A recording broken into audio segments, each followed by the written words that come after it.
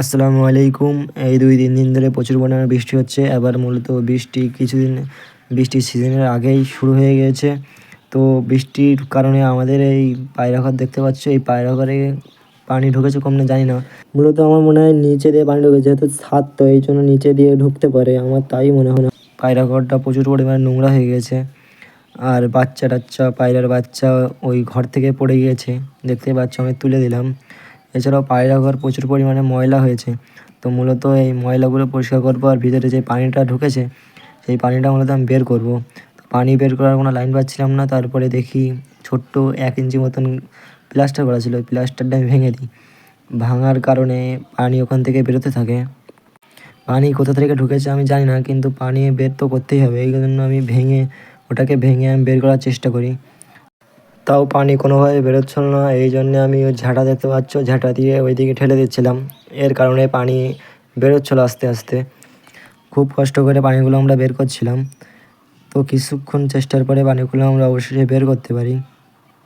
তো আমার পায়রা ঘরে কোনো দেশি পায়রা নেই, আমার পায়রা ঘরে সব বিদেশি পায়রা, যেগুলো মানুষ সাজানোর জন্য যেগুলো পোষে সেগুলো আমি পুষেছিলাম। খুব দামি পায়রা, এগুলো আমি কিনে নিয়ে এসেছিলাম। পায়রাগুলো দেখতে খুবই সুন্দর। পায়রা ঘরটা মূলত আমি প্রথমে একটি ঘরের মধ্যে পায়রা ঘর করেছিলাম।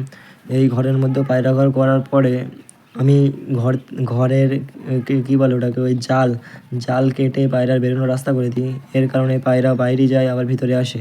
তো পায়রা ঘর পরিষ্কার করার সাথে সাথে আমার ওই ছাদটাও পরিষ্কার করতে হয়েছিল, কারণ ছাদের ওপর ময়লা জমছিল, ময়লা জমলে খারাপ লাগবে, এই জন্য আমি একা মানুষ পরিষ্কার করছিলাম।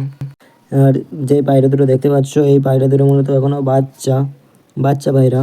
এই পায়রা দুটোর পায়ে অনেক বড় বড় ফেদার বা পালক যেটাই বলে ওটা।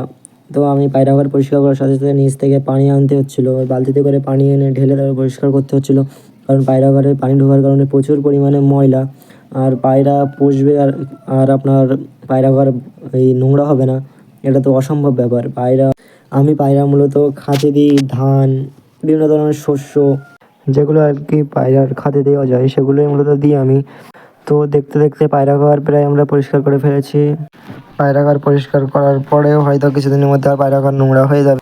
পায়রা ঘর একেবারে পরিষ্কার রাখা একদম অসম্ভব ব্যাপার, কিন্তু আমি যতটুকু পারি, যতটুকু পরিষ্কার পরিচ্ছন্নতা রাখতে পারি ততটুকু আমি পরিষ্কার পরিচ্ছন্নতা রাখি।